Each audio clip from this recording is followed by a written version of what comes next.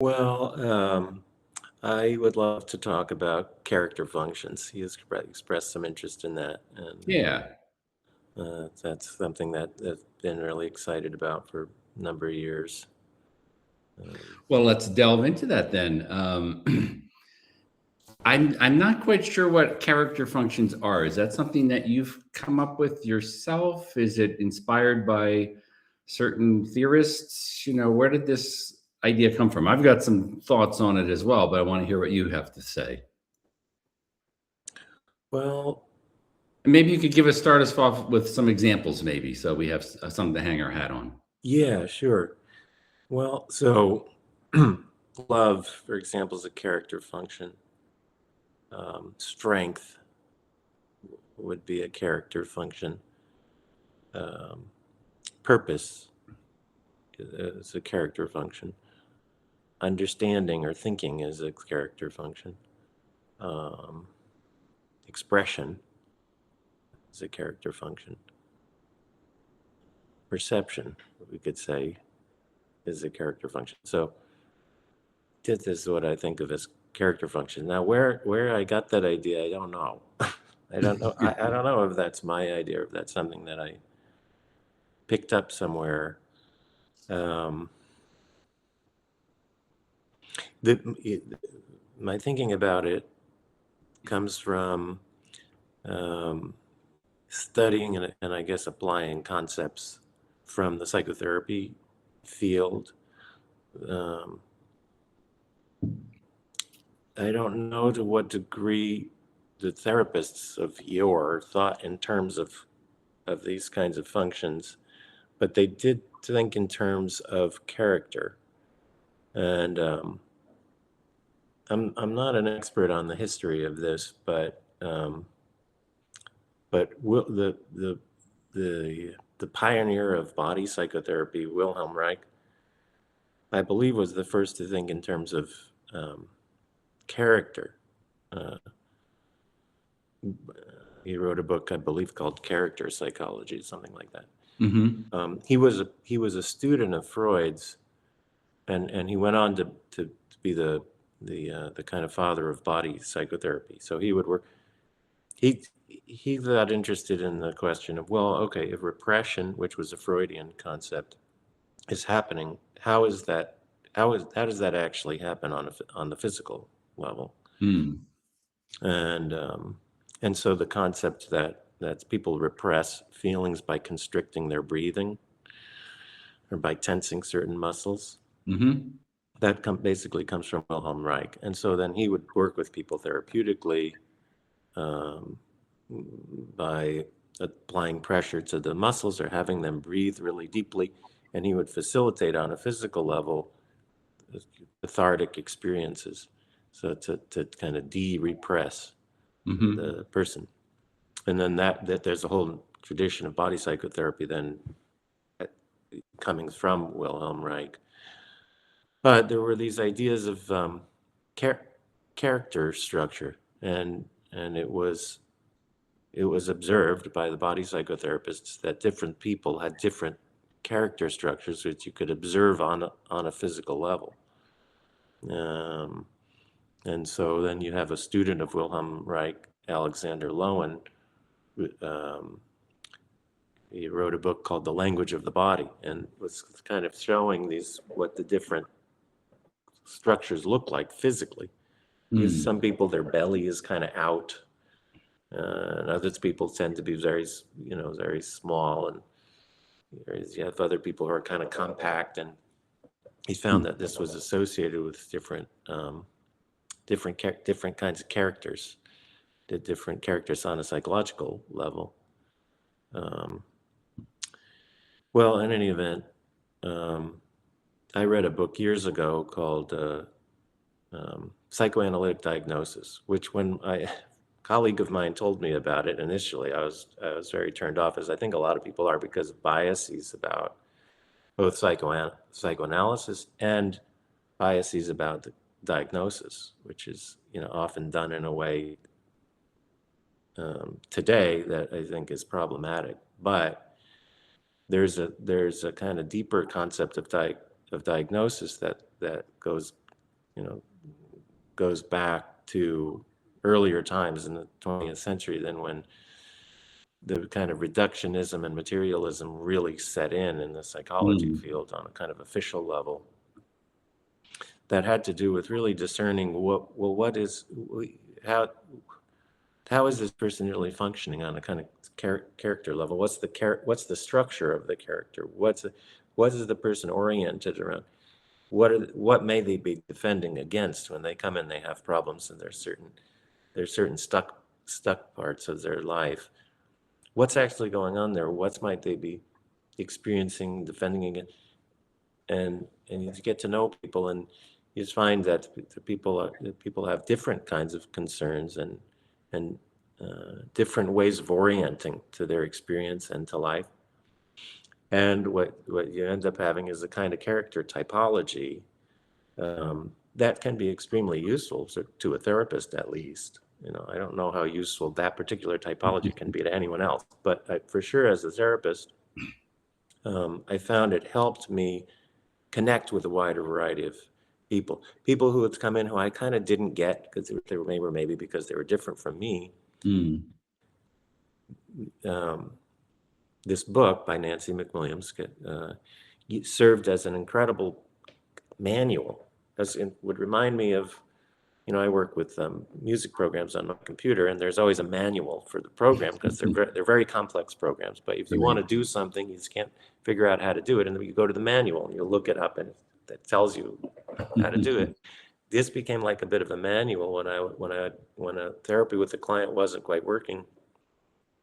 If it wasn't clicking, I'd go to the manual and I would see, well, what type would this person be? And if I could locate him, I would then read that chapter, and it would provide me with insight and I would then make a little adjustment to the therapy, and click, the therapy would start working.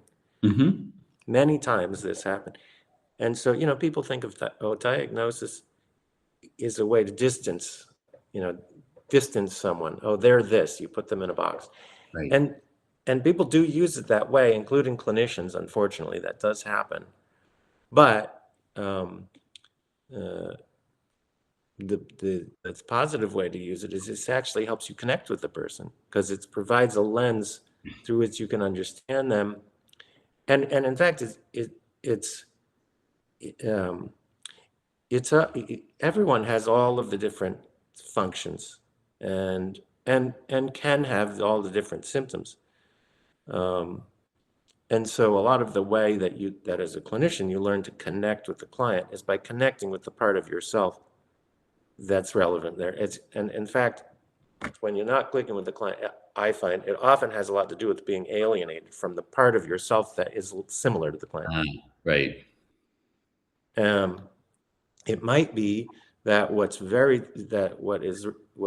this client has had a lot of trouble with, you, the clinician, have only had a little trouble with, and so you just haven't paid too much attention to it.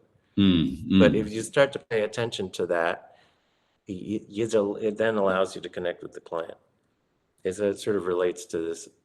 I'm not sure. I think it might have been Pierre de Chardin who said this quote: "Nothing human is alien to me," which I like. I think that actually comes from Terence, who was an ancient Roman playwright. Oh, okay. Yeah. I just ran into this again recently, and someone was referencing Terence. I think I was reading Montaigne. So, so this is interesting, Adrian. I'd kind of like a couple aspects that I'd love to hear your thoughts further. Yeah.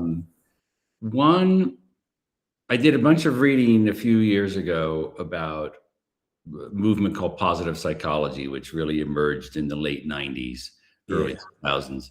And was inspired by humanistic psychology, existential psychology, and so on. Although they didn't always acknowledge the influences, and some of the folks from the humanistic psychology and existential psychology got a little annoyed early on. But one of the things that I've got a whole big book on the topic back here somewhere, Character, Strengths, and Virtues. Look at this book. It's enormous. It's like 200 pages. And it's a handbook and classification.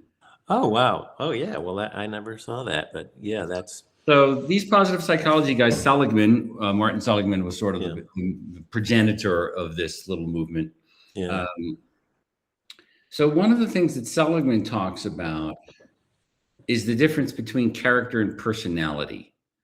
Yeah. And traditionally, character has been more of a philosophical term here in our sci-fi dialogues. So I'm curious to explore with you what the difference is between character and personality, because in traditional philosophy, and classical philosophy, Plato and Aristotle and people like that, character was thought of as connected to morality, perhaps, although I don't particularly like the word morality. I think it doesn't really get something, it has this sort of judgmental tinge to it, right? Yeah. But that character is sort of your acquired traits that you work on and try to become better at being courageous or being generous, or whatever the character trait is. And they had a whole typology of character traits back in ancient philosophy. Mostly courage, justice, moderation, and wisdom. Those were kind of your classic virtues, right? Or character traits. So those are the things that you acquired and you would work at and try to become better at. And you could get taught those things, or there were examples of that in your society, and you would learn those things from other people. Whereas personality was, at least is my understanding, was thought of as some sort of more inborn traits as opposed to acquired traits. Things that you were just that way, you were outgoing, right? Or you were introverted, or you were conscientious or spontaneous, and these sorts of things. So I'm kind of curious if this character work that, let's say, Reich did, or folks like that, was that inspired or connected at all with these sort of acquired traits, or is it more kind of inborn things that I would typically think of as related to personality? I'm not sure. I think what happened in the psychotherapy field was the therapist thought in terms of character, probably not in the moral sense, but just in the sense of almost like a character in a work of fiction, for example. It's like, this is just what this person is like. And my guess is they probably saw it a little more related to upbringing at that time in the early part of the 1900s. I could be wrong about that, but in the profession, I think the terminology has sort of shifted over the years to use the word personality instead of character. I'm not sure exactly why, but like, for example, the Nancy McWilliams book, which I have. Where is that? Oh, I don't know where I have it, but the subtitle is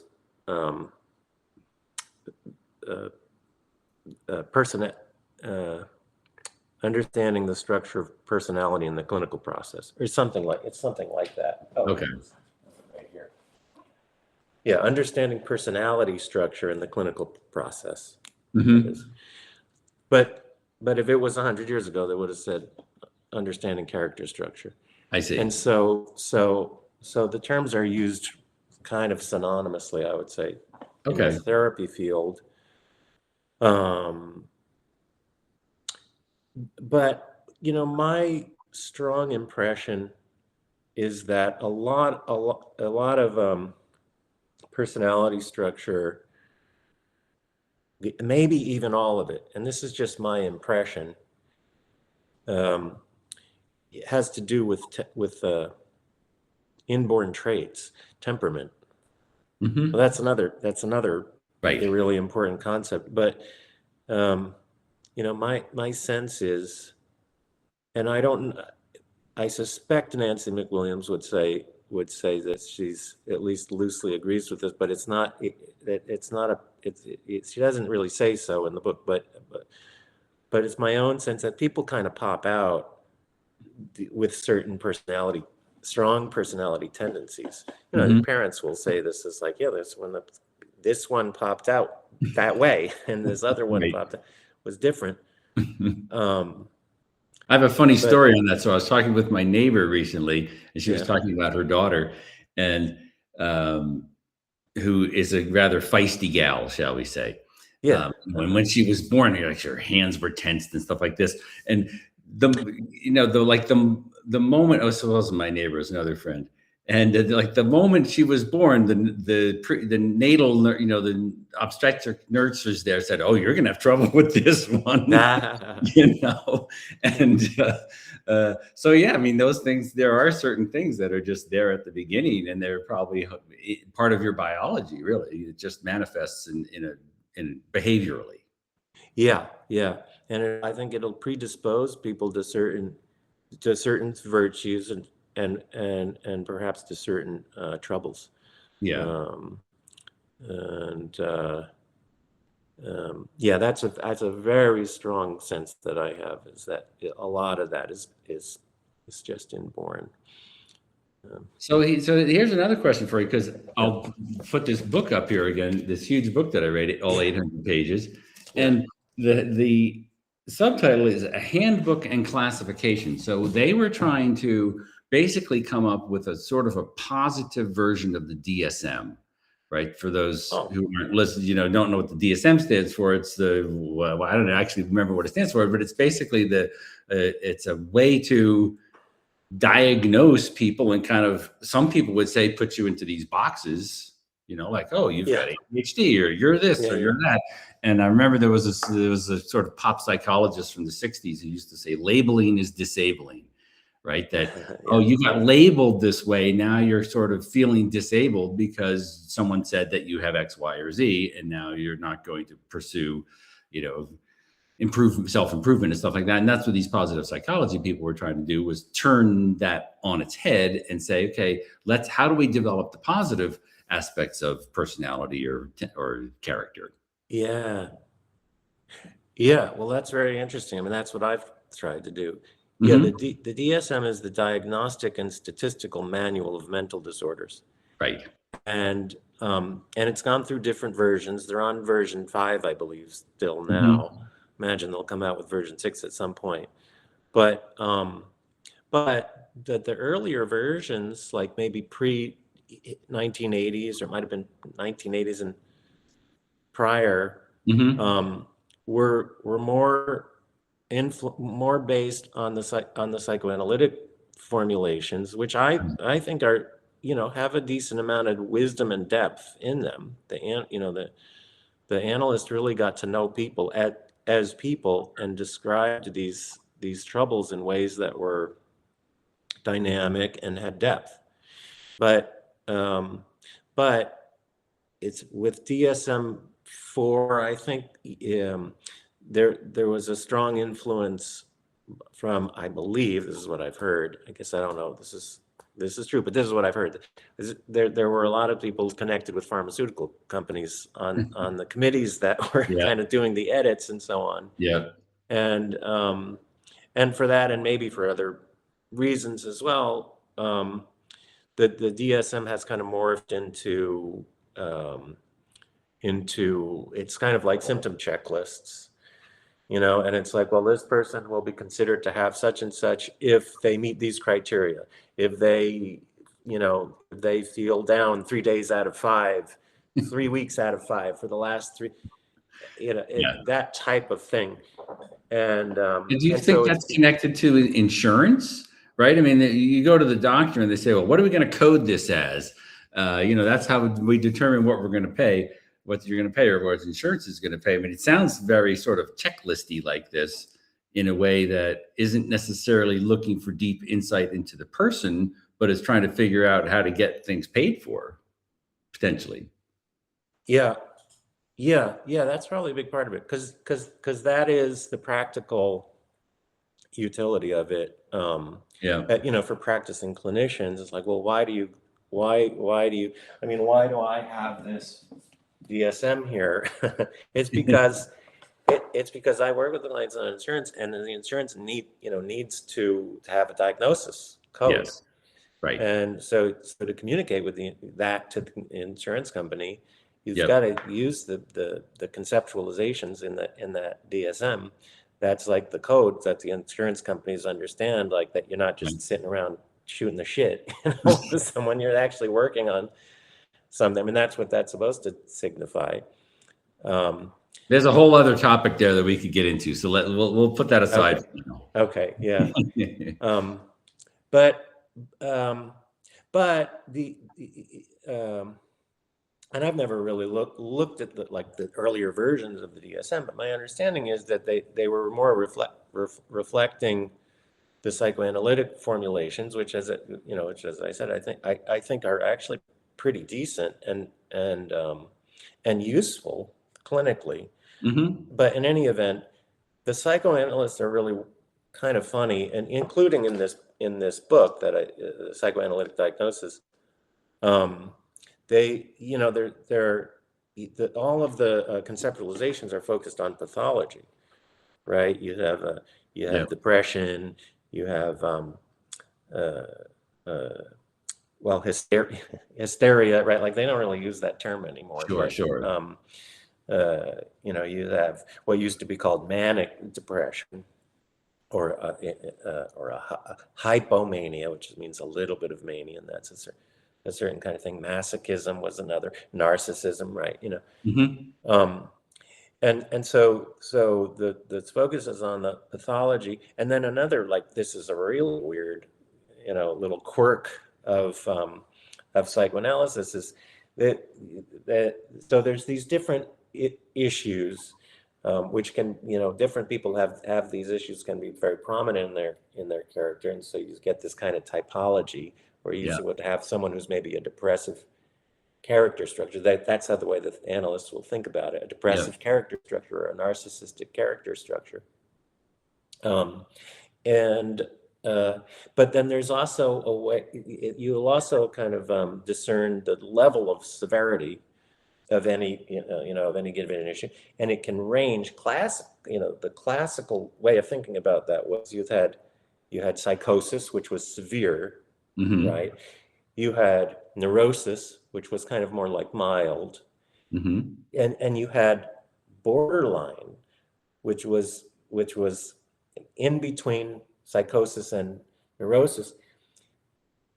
And now we think in terms of, there's this thing, borderline personality disorder, which is maybe heard of, which is kind of derived from that old concept of borderline. But the old concept of borderline was a level of severity that could be which could be applicable with any given issue. You could have borderline depression, you could have borderline hysteria, you could have borderline narcissism.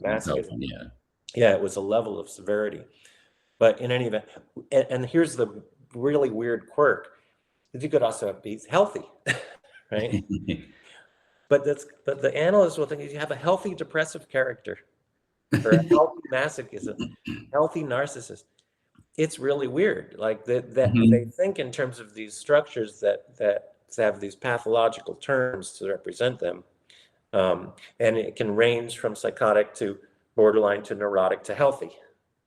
But they still think in terms of the character structure using that pathological terminology. So in any event, this always struck me as like a little weird and not biological. It doesn't make biological sense that that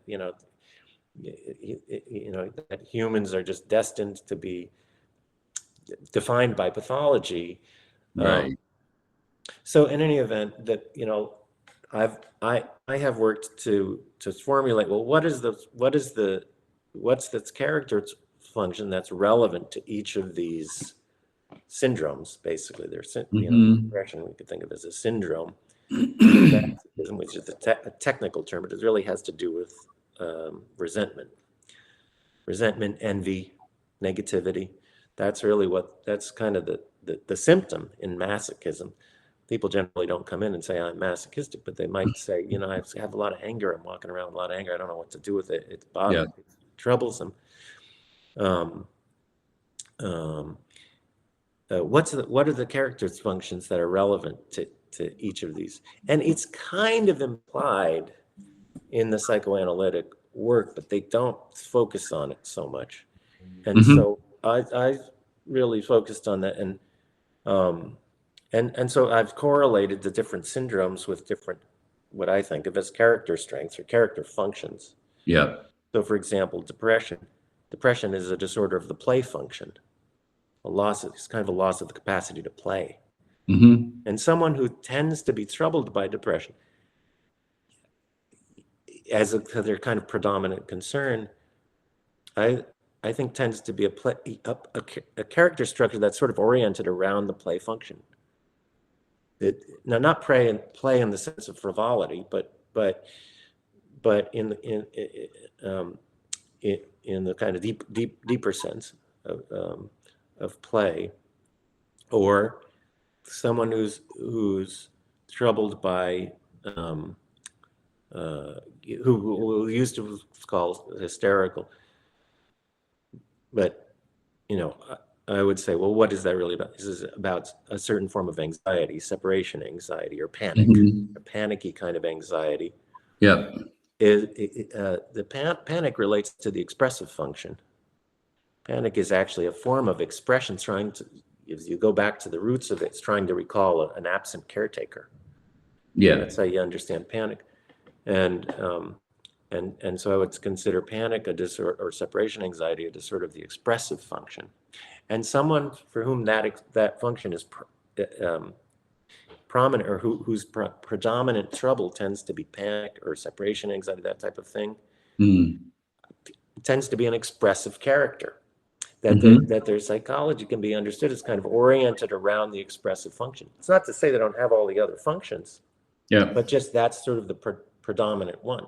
Yep. Right? So it's like, some people have long legs, some people have broad shoulders. So that gives them different body structures. I think it's similar with psychology. Some people have a big love function. Some people have a big strength function. Some people have a big expressive function. Right, and then that's a way to understand that person's character structure, and also a way to understand, as a clinician, to understand the concerns that they're bringing in. So that's okay. Interesting. Yeah. So this has been helpful because I didn't understand where you were getting at with this before. So. We tend to think of things like structure and function as kind of civil engineering terms or something like this, right? Yeah. What's the function of this girder in the in the building structure that we're putting together? Blah blah blah blah blah, right? Yeah. So they sound kind of cold, scientific, not even scientific, but sort of engineering terms almost. Yeah. But the way I'm hearing what you are saying is that there are different kind of characteristic activities that human beings engage in, right? Expression, understanding, and so on down the line. And those can feature more or less prominently in a person's behavior and how they approach the world, and then they think about relationships or work or finances or all those different kind of areas of life that we were talking about a session or two ago. And so those you can have these kind of centrally organizing principles or more prominent activities in your life, or orientations, or however we want to talk about those, which kind of color how you interact with the world and how you think about yourself and how you think about, relationships and so on down the line. And that seems like a kind of a helpful thing, because what you're saying is that everyone has all of those functions or activities or orientations within them. Now, maybe there are certain people who are so off at the far end of the continuum that they have kind of a minimally developed certain sort of activities or functions, right? And then they might be kind of twisted or distorted, not in a negative, sense, but just they're out of balance somehow. So that's interesting. I hadn't realized that there was those, and there does seem to be a lot of truth to that different people are oriented in different ways, and they're good at things. And that's what this sort of character strengths and virtues book and handbook was putting together, is looking at these different strengths that people can have. And then, you might, I'd have to go back and remind myself about the whole deal because it was interesting reading at the time, but they looked at these different strengths that you could have communication, let's say, or leadership, and so on down the line. They had a whole bunch of different strengths that people could manifest. And how could you identify what those are for yourself, and how could you develop ones that maybe were a little bit undeveloped, this sort of thing. And that is kind of a structure, as you say. Yeah, yeah, yeah, yeah. Um, we both do music, and for me, these character functions is very like different notes in a scale, Oh, interesting. and the different character structures are similar to different kind of harmonic modes Yeah. to me. Yeah. When I hear a piece of music, I could tell you, oh, that's in the Dorian, if it's modal music, I could tell you that's in the Dorian mode, or that's the Sure. Phrygian mode, or whatever, and I can discern that, and Yep. I can tell you the structure, I can explain the structure, but I can also just hear this has a certain sound, Yes. right? It has a certain almost energetic quality. And Yep. for me, these different character structures are very similar.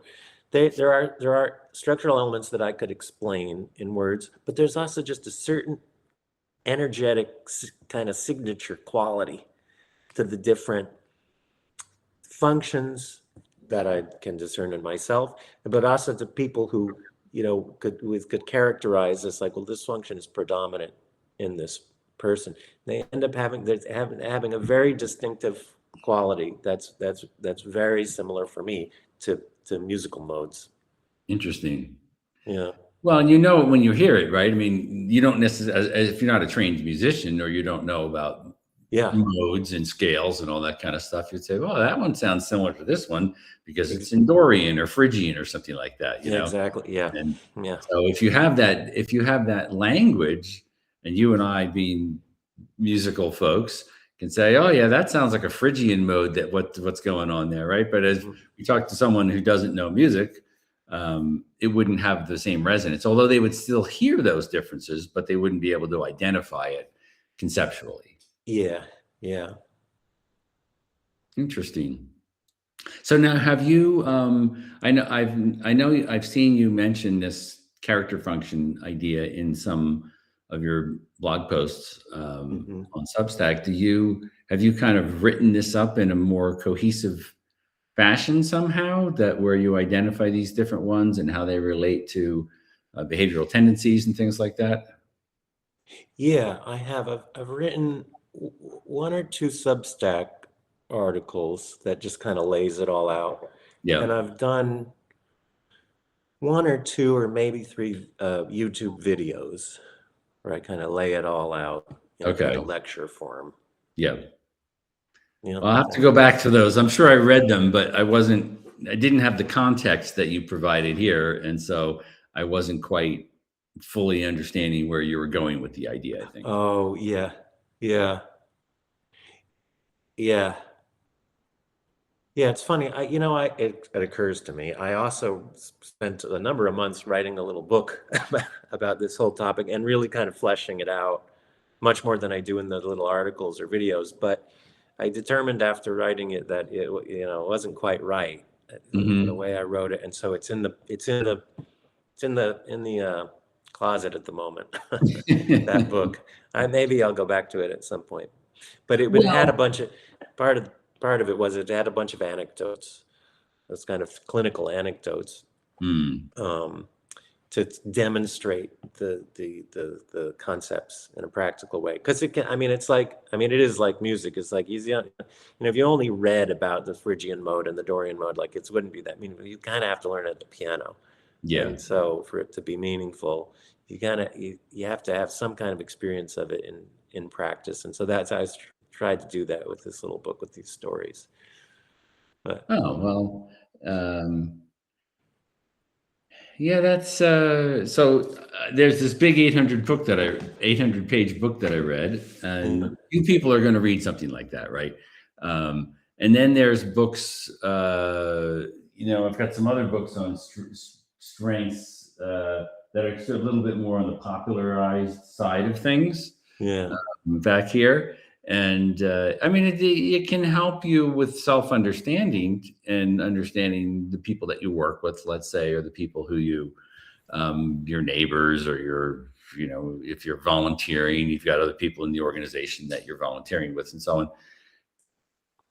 It's not necessarily a way to judge people, but it's a way to understand people and interact with people in a more productive way. That kind of gets back to this idea of labeling is disabling. Like, oh, this person is one of those. I don't have to deal with them, or here's some sort of mechanistic way that I know how to manipulate those kinds of people, because I know they're, motivated by one thing rather than another.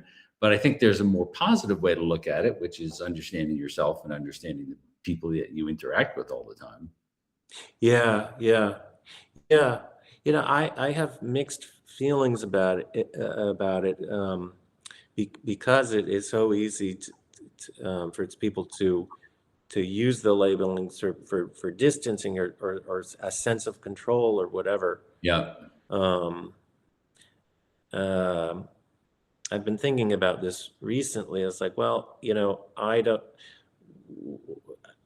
concerned like might I be doing that? Yeah.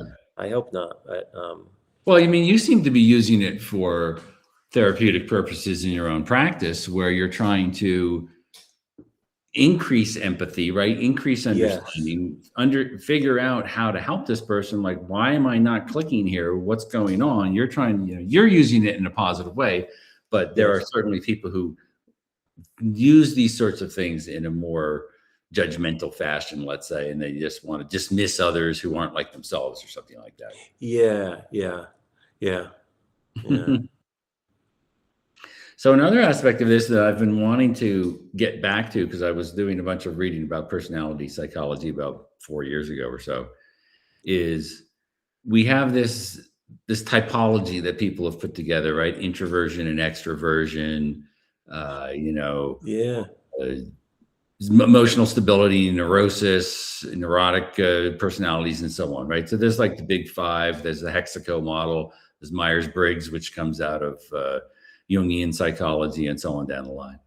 But when I was doing research about personality psychology, there's actually a lot of different facets to these things. And what people did was they did linguistic groupings.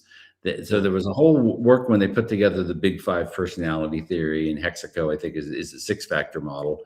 And they would look at these different words that people would use to describe people: spontaneous, repressed, whatever. Also, they just went through the dictionary, basically, or the thesaurus, and they looked at all the terms that people use to describe other people or themselves. And then they grouped these in a kind of, not really quite a mechanistic fashion, but they grouped them into these buckets, because there were like 30 to 50 facets that they identified. But people couldn't handle this conceptually. There's the old psychology paper from the 50s, the magic number 7 plus or minus 2.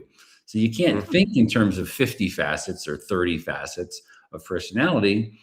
We just don't, we're not really wired for that kind of thing. So they threw it into 5 or 6 buckets, which follows the magic number 7 plus or minus 2, right? Yeah. So now we've got things like introversion or extroversion, but it's not necessarily all that helpful to yourself to think, oh, I'm an extrovert or I'm an introvert, because it's the facets maybe that actually are operative in your self-understanding and in your behavior.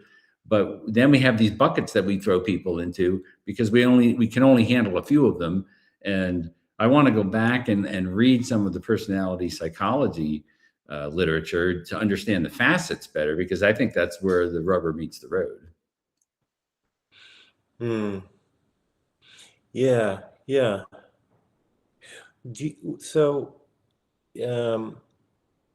Yeah. Well, how have you applied these kinds of ideas? I mean, you're not a clinician.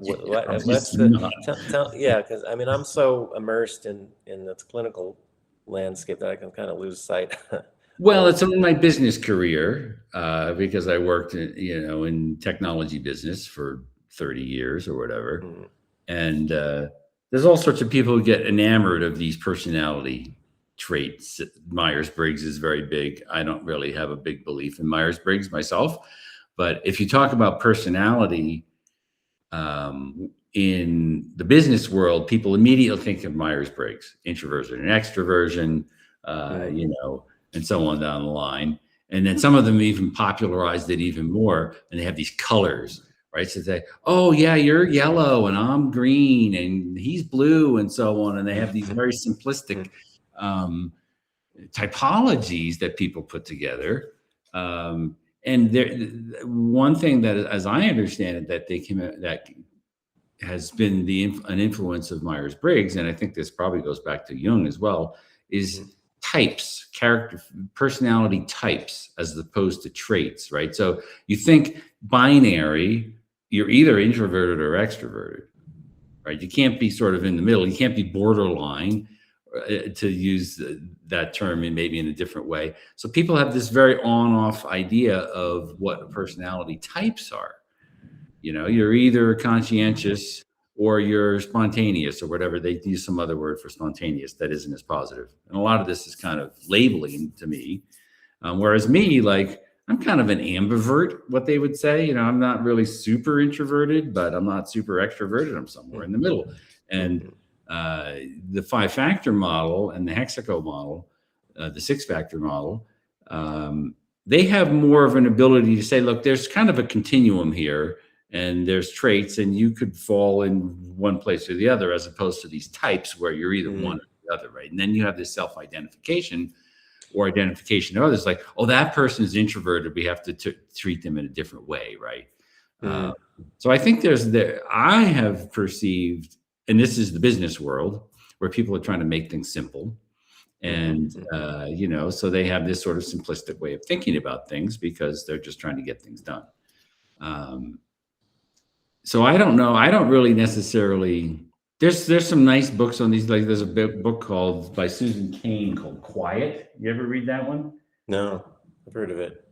Here it is. You see, and the power of introverts in a world that can't stop talking. There's your subtitle, right? And it's nice, she's an introverted person and talks about. We tend to think of CEOs as these rah-rah people who are very extroverted and getting results and sales and stuff like that. But a lot of very successful CEOs are actually more introverted than extroverted because they then have a deeper understanding of trends in the industry, let's say, or they're more studious but they're not these rah-rah people who we tend to have these stereotypes of what a successful CEO is like, or a successful business leader, you see. Yeah. So she's trying to counteract this. And this was a New York Times bestseller. She's got a whole business probably, centered on this and stuff like that. But I don't know. I mean, it seems to me that there's a lot of popularization. We talked about this some weeks ago or months ago, right? The popularization of these ideas. And you're not necessarily getting insight. You're trying to get results in a business setting that, maybe it works and maybe it doesn't, but you're not necessarily, you're pigeonholing people in ways that I think aren't always very helpful. It makes me think of what now feels old-fashioned, but maybe there's some wisdom in it of sort of the mystical or occult people who will say, okay, well, we're not going to let everyone know about this. This is a secret. You have to get to a certain level of spiritual attainment before we'll let you in on these secrets, because it's kind of dangerous in the hands of people who don't know how to use them, right. or it's like certain, weaponry technology. It probably makes sense to kind of keep it secret, because if it was easy enough to create a weapon that will destroy the whole earth, that would be bad. We want right. And I have thought, like, could it be that some of these ways of characterizing different people is like, it's just, it's not going to be useful to someone who doesn't really know how to use it, how to hold it lightly, how to not, use it, put people into boxes. Yep. And I mean, I wonder if the Protestant Reformation has anything to do with this. As sort of like any notion of hierarchy must Yeah. be done away with. And so then I wonder if that has anything to do with the fact that then you have these kind of philosophies that get popularized and then used in a way that is Yeah. that's kind of problematic. I mean, we were talking one or two times ago About stoicism. Yeah. what's that? Stoicism. We were talking about the, sort of like popular Stoic stuff that's going Popular on. Stoic stuff, or the way that the kind of the depth in the concept of the Greek concept of happiness, as opposed to sort of the more modern Yeah. concept, or the way, like Nathaniel Branden had the concept of self-esteem that really had a lot of depth, and then it gets popularized in this form that's so superficial and even problematic. Yes. Um, Well, I think that's part of what I was talking about, this positive psychology movement, which had a lot of positive things about it, shall we say. yeah. But the humanistic psychologists and the existential psychologists and those folks, they saw it as both kind of absconding with a lot of their insights and then dumbing them down in this superficial way. And if you Yeah. look at what Seligman was doing, this is an 800-page book, right? I mean, these guys were not superficial about things, but the business world glommed onto it, and they looked at what was sort of easy. So they did these studies of, for instance, gratitude journals. There's all this stuff about gratitude, right? And I'm very grateful for your friendship, Adrian, right? So don't get me wrong, gratitude is a good thing. Yeah. But what they did is they did these graduate gratitude journals, write a letter of gratitude to someone, and these were sort of dumbed down. Well, that's maybe kind of a negative way to look at it, but they were things that they could assign to Psych 101 students, okay, in American universities. And you would write a gratitude letter, and everyone, then they would measure the impact, because it's got to be measurable. Back to our thing about the codes, it's got to be measurable in order for you to get published, because that's how you get published, right? In the academic world, is you have to have measurements and stats. And then you could say, okay, the people who did the gratitude journaling once a day got better results than the ones who did it. But if you did it 2 times a day, it wasn't as effective, all this kind of stuff, right? And there's studies about this kind of stuff, because people need to get published in order to get tenure. And, so I think that it's very easy in our modern, the way that science is structured, social science and psychological science is structured, and the business world, because a lot of these people started working with people in business, to come up with ideas that have this surface plausibility, but don't actually get to the depth of what you would have gotten in a psychoanalytic interaction, or interacting with a existential psychologist and people like that. So I think those folks who try to go deep, they get frustrated with these kinds of surface interventions of some kind, right? With gratitude journaling and whatever all else they came up with. Yeah. It seems to me it's the mechanism. It's the mechanism and the materialism and the reductionism to materialistic mechanics that's the problem here, at least philosophically or intellectually. Yeah. Well, I think the other thing is, you were asking me, how do I apply this stuff? Well, I don't necessarily. I'm not in a helping profession, right? But if I am interacting with friends who I've been friends with for 15, 20, 30 years sometimes, I have an understanding of those people and what their quirks are, right? And the challenges that they face in their career, because we've talked and talked and talked over the years, you see. So I know how to advise them in certain way if they're looking for advice, or say, hey, have you thought about this? Because you always seem to end up with these, in certain situations, right? People end up in certain situations. If they're in certain situations, they tend to make certain sorts of decisions. And, I might gently encourage that person to think a little bit in a different way about how to approach a topic that they're, a challenge that they have in work or a career decision that they're trying to make. Because I've done a lot of mentoring and things like that in the business world, but I don't, I'm not in a therapeutic context, and I don't necessarily think about a person as, oh, well, he's introverted. Maybe a different career would be helpful for her, or, different sort of job, or maybe different tasks because she's in the sales role and it's not working for her, whatever. Right. I don't necessarily, I just think about the person and not necessarily about functions or, personality traits and things like that. Yeah. But I don't have to think about, I don't have clients coming in all day long and me trying to figure out how to help that person without having years of context with people. I have friends and who I interact with, but. Yeah, well, I think it ends up being the same thing. It's so important to interact with the person. It would be the same as in music.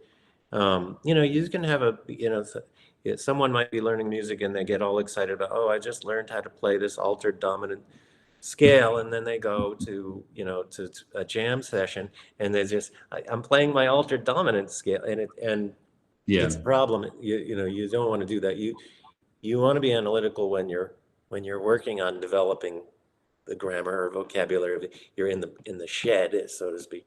But when you go on to stage, you really want to let go of that and just express yourself.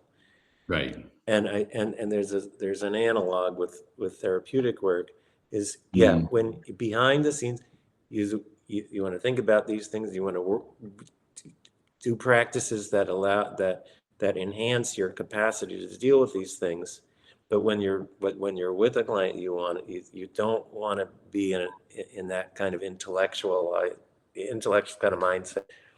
Yep. Well, to some degree, that's okay. But you really want the primary to be a genuine connection and interaction.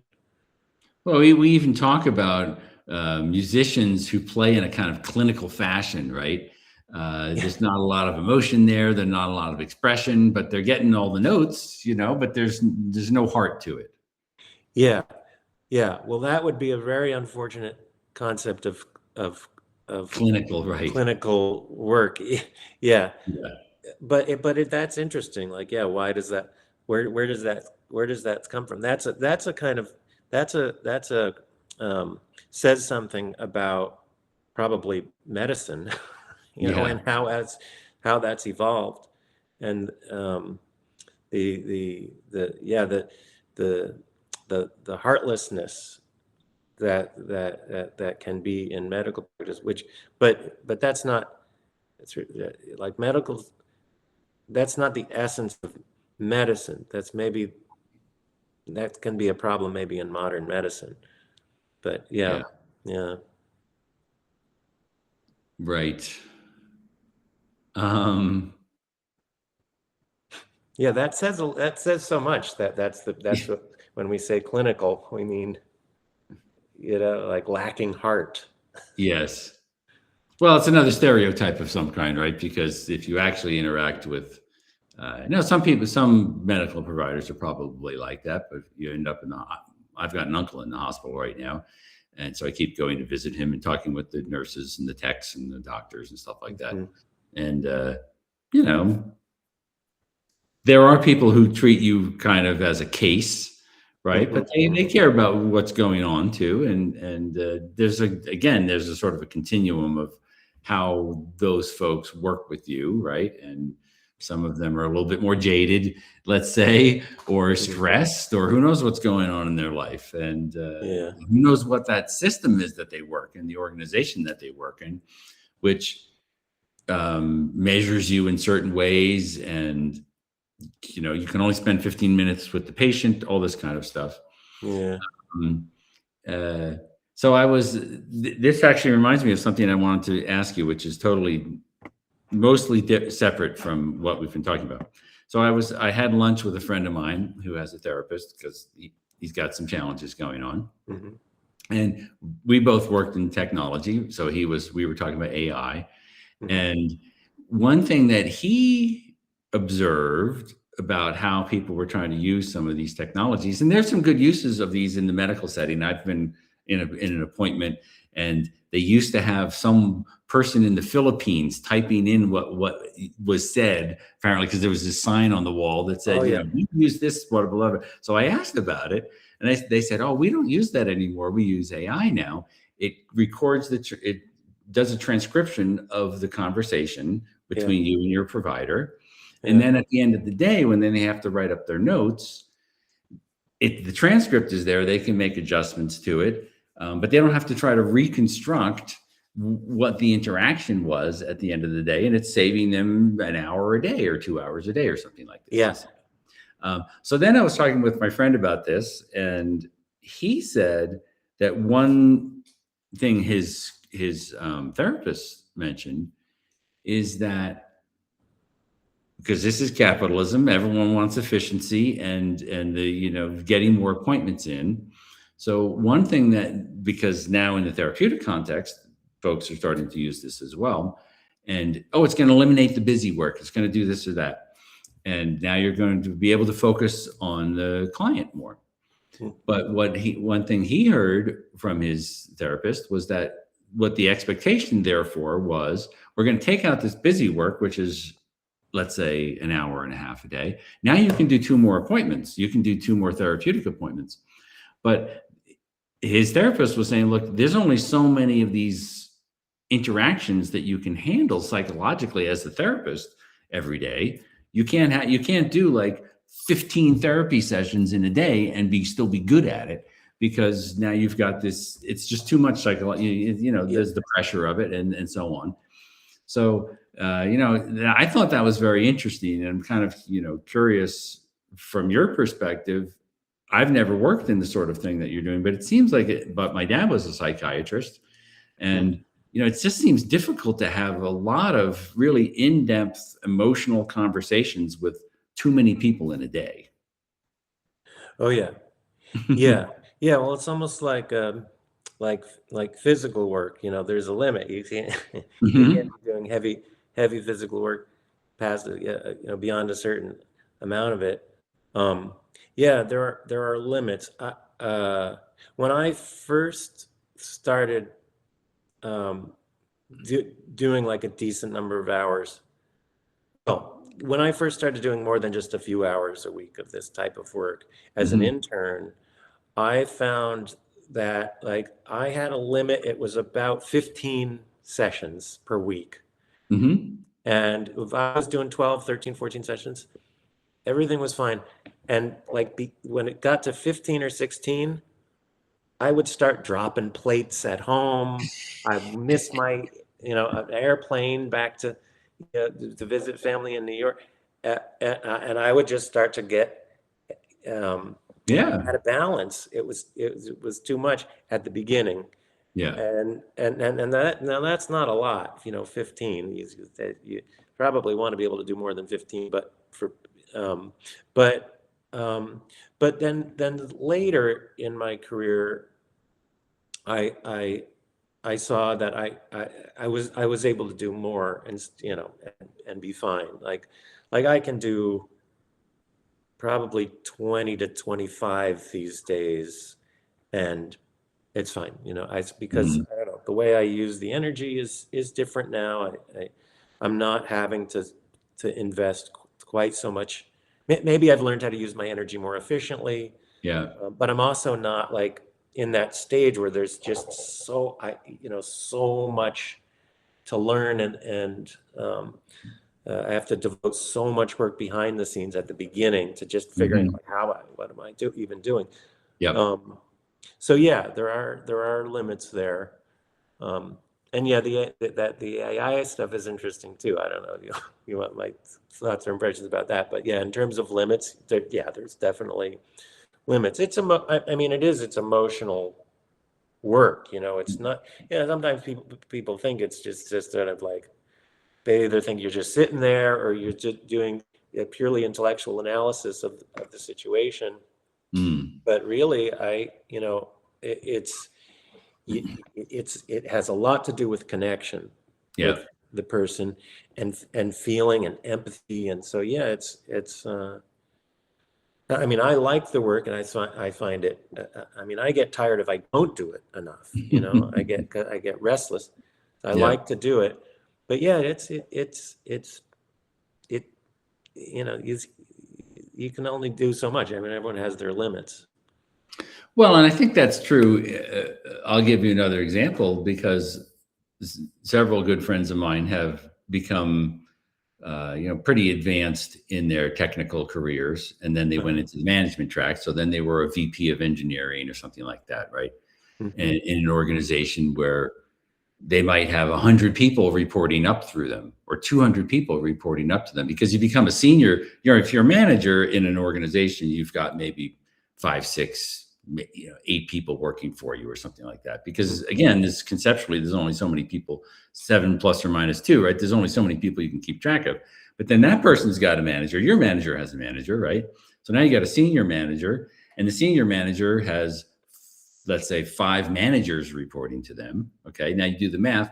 Now that senior manager has 25 people or 30 people or whatever reporting up through that person, because they've got multiple managers managing 5 to 10 people. And then you've got 5 of those, you got a bunch of people now you get to become a VP or something like that, right? And you might have 200 people reporting up through you. Well, you can't really keep track of 200 people. You might have meetings with some of them, with what they would call skip level meetings, right? Where you meet with someone who's above your manager once a year or something like that. But eventually what happens is that people who are in these sorts of roles, they're in so many meetings all day long, troubleshooting, fixing problems, doing these skip level meetings, blah, blah, blah, down the line. They got so many meetings all day, and they're just solving these people problems all day long at one level or the other, right? And it's overload. They get to the end of the day, their brain is mush. Mm-hmm. And all they can do is sit in front of the TV, and watch movies or something like this. And then they got to help their kids and so on. And, we have limits as human beings, we have limits. And it just seems unrealistic to expect that, oh, well, if we inject a certain technology into the therapist's work life, that now they're going to become super efficient and they're going to be able to meet with 10 more clients every week. But their effectiveness might go down. Yeah, it might. And for some measure, it's more efficient because now you've met with more people, but the effectiveness of those interactions might be degraded. Yeah. Yeah. Yeah. Yeah. I mean, I've always been able to kind of keep my practice at a level that works for me. So I don't know so much about what it's like if you're really kind of beholden to I don't know, other concerns. Yeah. But yeah, I mean, I do. Well, I you're have independent, right? concerns about You're that. independent. You're not a social worker in a hospital setting or something like that, Yeah, right? Where you're being measured and say, well, you only had 5 whatever, you only talk to 10 clients today. We need you to get up to 12 or 15, or else you're going to lose your job, right? I mean, you work independently in that way. yeah, yeah, yeah. Um, yeah. Well, thank you. I was curious about that, having talked to my friend some weeks ago. So there's a lot more topics we could talk about. Is there anything else you want to chat about today, or should we put things off till next time?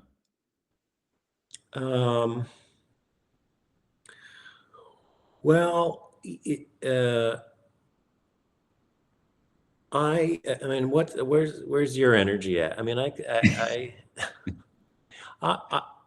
yeah. Why don't we wrap up for today? And I feel like we've got done a good little stretch here. And I mean, I was curious to hear about, and maybe this can be a little bit of a teaser for next Okay. time. But you, in our chat a few days ago, kind of preparing for this, you had said you had been thinking about the connection between attention and love. I think, if I'm remembering that correctly, that was Yeah. something I was curious Well, to I've hear been more I've about. been rereading. I really like this guy who wrote the book called "The Revolt of the Masses." He was a Spanish thinker from the first half of the 20th century, called Jose Ortega y Gasset. Yeah. He was kind of a deep thinker, certainly informed by everything that was going on up in psychology and philosophy up until about 1950 or so. I think he died in 52, 54, something like that. He was born in the 1880s. And he just has a really winning style about him. He wrote a lot of essays. He wrote sort of in an essayistic fashion, had a lot of insights into people. Hmm. Um, Hmm. and much of his work has not been translated into English, and I don't read Spanish, so I read the ones that are translated, and I really like his way of approaching things, I guess. Hmm. Hmm. And he has in this book of essays, which were originally published in a newspaper, because his family was in the newspaper business. So he would write these very sort of philosophical, psychologically astute articles in the newspaper, which you wouldn't read in a newspaper these days, right? But this was Yeah. the 40s and so on, 30s, 40s, and 50s mostly when he was writing these. And he was a professor too. He taught at the university in Madrid. So he has a whole book on, it's called "On Love: Aspects of a Single Theme." That's what it was translated as. Um, and they're just these essays about different aspects of human relationships, which I find very interesting. But he was drawing an analogy between love and mysticism. Okay. Okay. Yeah. And which he kind of was looking at the role of attention. Do you give attention to someone, or do you give attention to something? And when he was talking about mystical experience, he was talking about uh, giving attention to God in the Christian tradition, and meditation and prayer and those sorts of things, right? Hmm. Hmm. But what I found interesting, because this was in the 40s and 50s, okay, Adrian. So they weren't talking about Buddhism and stuff like that. Those things hadn't really had an impact in the West in terms of, quiet sitting and meditation and stuff like that. But he talked about the role of attention, and you were talking about, like mystery religions and stuff like that, and the role of attention, giving your attention to God, or giving you prayer, or whatever, or in meditation, meditating on certain doctrines of the church or something like this, was to kind of take your attention away from everything else. So you would direct your attention to a certain thing, kind of like you would do in meditation, mindfulness meditation, right? You would focus on your breathing or something like that. So you take your attention away from all these other things, and what does that do? It focuses your attention in one place. But his argument was that eventually you get this transformation of your attention, and it eventually turns inward, and you have this kind of union, what they used to call your union with God, or union with the divine, or something like that. And you would have this realization that the divinity was actually, you were one with the divinity. Well, what does that actually mean? It means that there's a divine aspect of the human person, is what this realization that you would come to, and by having this union with the divine. So it was very interesting. It wasn't a whole article about, or essay about religion, but there was some fascinating stuff there that I've actually just ordered a bunch more of his books through the library, and maybe I'll have more to report on his ideas. Oh yeah, that does sound fascinating. That reminds me of a book I read many years ago. I forget the author. I think the name of it was Gazing in the Eyes of the Beloved, Uh-huh. and it had something to do with Rumi. Rumi, Yeah, yeah. the Persian poet. yes, yes. And he was, what's that mystical kind of arm of The Islam? Sufis. Sufi. I think he Yeah. was connected with Sufism. But the book was saying that it would seem that Rumi spent a certain amount of time with a friend of his doing extended eye gazing. And I think the author said that he started doing this with his lover. I just don't know if it was his girlfriend or his wife or something. They would Yeah. do this extended eye gaze, just gaze in each other's eyes for like an hour or something, like a Oh really long. my. And he said that it would put them into these like mystical states of ecstasy or something like that. Oh. Huh. So That sounds difficult to do, to look into someone's eyes for, because we're always looking around, right? And it's almost a little bit, I'll give you a prosaic example. So I have a dog, right? And yeah, I was reading a bunch of books about dog psychology some years ago. Now, primates look each other in the eye, but dogs don't look each other in the eye. So it's actually an abnormal thing for dogs to engage in eye contact. If you actually take your dog to the dog park or something like that, they actually prefer to go sort of side by side to each other, yeah, maybe sniff each other's butt and whatever they do, but they don't have this eye contact. It's very much a primate thing.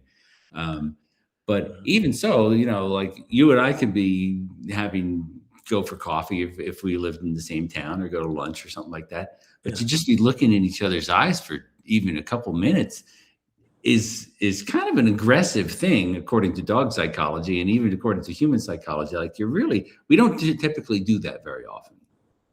Yeah, we wouldn't typically do it. The reason someone recommended this book to me way back was because I had started doing these sustained eye contact exercises with other people who I would, who were interested in experimenting with that. Yeah. I wouldn't. Well, when it's done voluntarily as a practice, Sure. I would say there's no aggression in it. It's Yeah. just an interesting kind of experiment or practice, but it was very interesting to do. I found that it would facilitate a kind of altered state of consciousness in a way that for me, the kind of standard like Buddhist style meditation didn't typically do. But this eye gazing practice would do this. And I was doing a lot of experimentation with other people. Yeah. Where I would combine sustained eye contact with talking, which is actually rather difficult to do. I mean, you get used to it after a while, and you kind of can get locked in, but it's difficult because it is unnatural. Yeah. But it was very fascinating. Or combine sustained eye contact with movement. It was like all this kind of state alteration stuff. Yeah. Well, we'll have to talk about some of this in the future, because I know from talking with you outside of our little dialogues that you have a very kind of exploratory approach to psychology, right? You always seem to be trying, primal scream therapy or whatever, or like, art therapy or improv, because you've done all this improv acting and stuff like that. And there's a lot of different modalities of exploration that I think you have experimented with that it's laudatory that you do this, right? Because you've done body psychology and this psychology and that psychology. And it seems like a lot of people don't know about these. They're kind of these little nooks and crannies where you've over the years have tried these things and gained insights that you don't even necessarily use directly. It's not like you're doing this sort of thing with your clients, but you have these insights from having tried a lot of different things. Yeah. Yeah. You're very open-minded, I think, about learning about people. Yeah. Yeah. Well, thank you. Yeah, I guess, for me, there's certain thrill and, involved in exploring, exploring this territory. It's like, the idea of going on a space. I was fascinated about, was it a couple months ago? The few astronauts, got in a vehicle and like went around the moon like that. I was watching it on the internet, and that, to me, it's a little bit like that. It's like Yeah. exploring different territory, and it's kind of exciting. Yep. But yeah, that's definitely been part of my journey. Yeah. Well, that's one of the reasons our dialogues are so exciting, because we're always exploring new territory, spelunking, mountain climbing, whatever we're doing. Yeah, yeah, yeah, yeah. Well, They cool. are Well, really on that enjoyable. note, that's a good place to stop. And next time we'll explore some other stuff. And I do hope to maybe look into some more of the personality psychology stuff between now and then. And there's some other topics that we didn't get to, so we'll always have more to talk about. Yeah, it seems that way. And you're running the show next time, so we'll maybe talk in August sometime. I like this monthly cadence that we're on, and we'll have more to explore next time. Sounds good to me. All right. Well, thanks a lot, Adrian. Appreciate it. It's always a pleasure. Oh, likewise. Yeah, this was really fun. Yeah, thanks, Peter. Yeah. All right. Well, see you next time. All right, sounds good. Bye for Bye. now.